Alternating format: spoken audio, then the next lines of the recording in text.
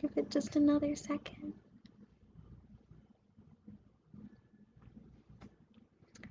Hi friends, welcome to Get Your Play Online. My name is Sarah Rose and I'm so happy to have you joining me tonight for our bedtime story. So all this week we've been talking about different kinds of stories. We've talked about princess stories and pirate stories, fairies, lots of different stories.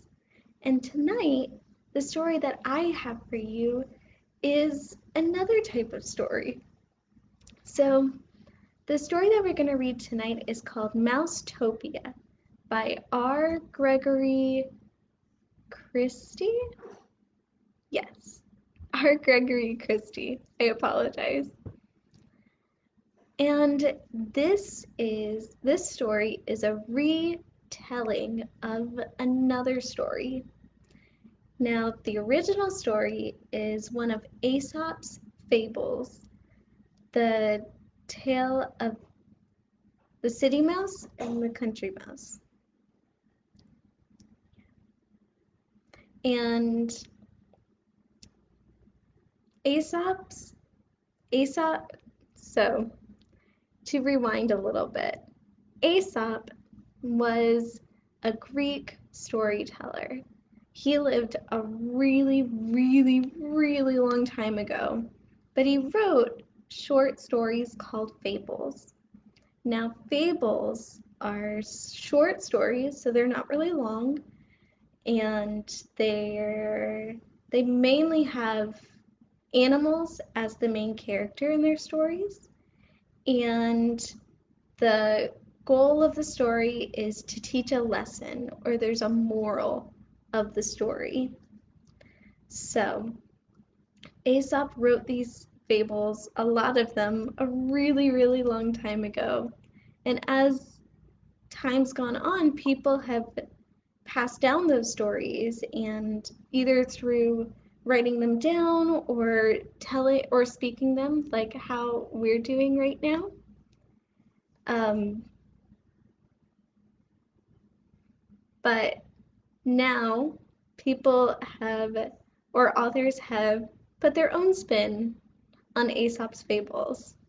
And that's and the story that we're going to read tonight is R. Gregory Christie's spin on the tale of the city mouse and the country mouse. So, my friends, as like always, I want to invite you to get as comfy and cozy as possible. So, tonight I have my big fuzzy blanket, and I'm gonna be snuggling with this stuffed animal. This is one of my older stuffed animals, but I find him really cuddly. And while you're getting cozy, I want to ask a question, and you could be thinking about this as we read our story.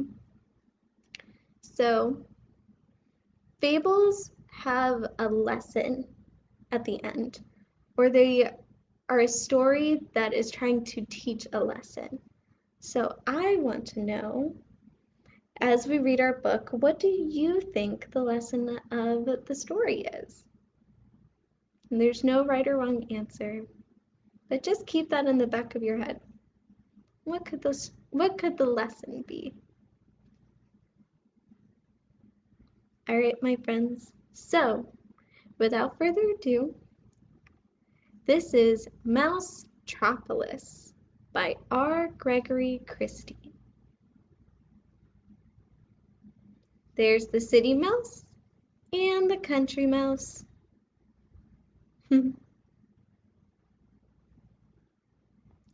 Too much noise.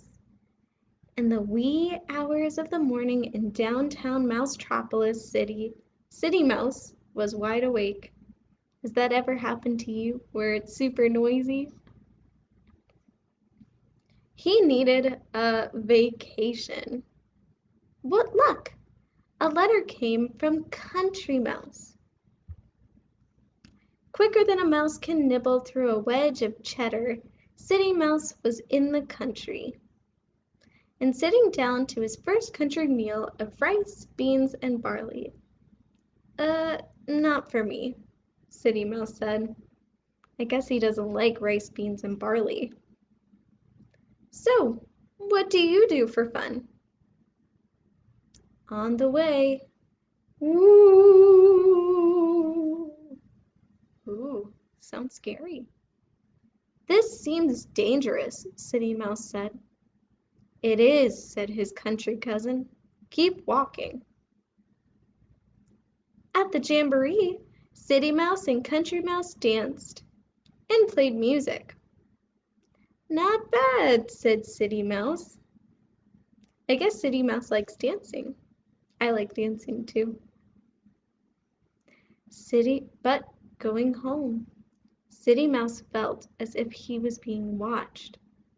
And he was. Do you know what animal this is?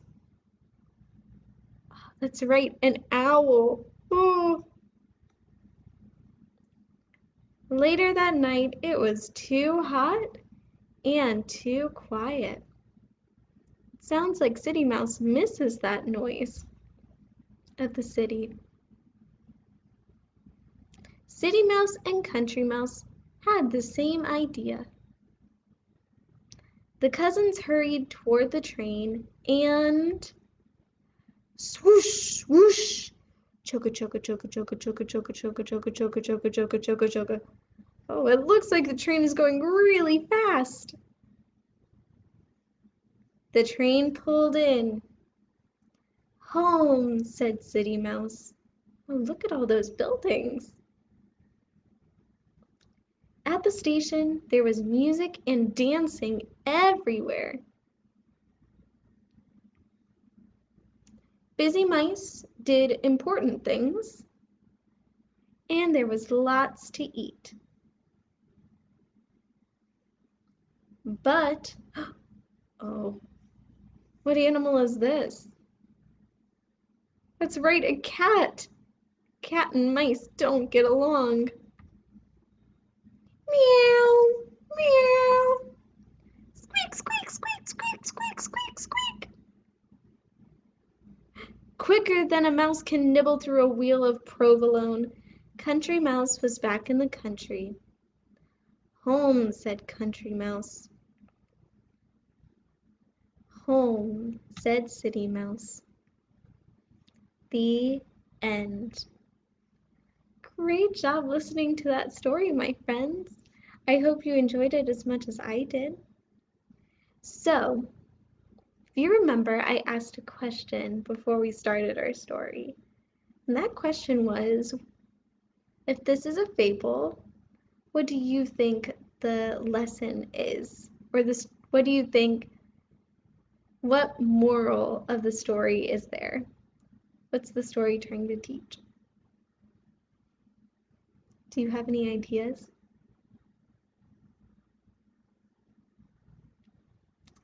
So, what's great about fables is, especially since it's been such a long time since Aesop wrote his fables, like thousands of years.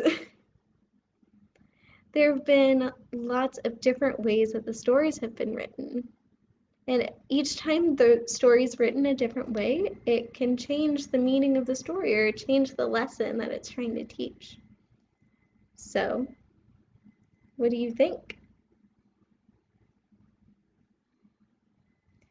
I think the moral of the story to was to appreciate or be thankful for what you have. Like at the beginning of the story, City Mouse did not like all the noise of the city. But when he got to the country, he really missed all the noise and the hustle and bustle of the city. Just like when Country Mouse left the country, Country Mouse thought everything was too loud and too fast and wanted to be back where he could have his rice and barley and beans and dance to the music that he liked. So that's what I think the moral of the story was. But if you have anything different, write it down in the comments. I would love to see it. So, my friends, thank you so much for joining me for tonight's bedtime story. I really enjoyed getting to read our story, Mousetropolis, with you. I enjoyed getting to talk about fables and getting to share with you a little bit about Aesop and his fables. And I hope you enjoy the rest of our storybook week. I hope you enjoy learning about princesses and pirates and all different types of stories. So, until next time, have a great day tomorrow and have a very good night. Sweet dreams, everyone. Can you say bye?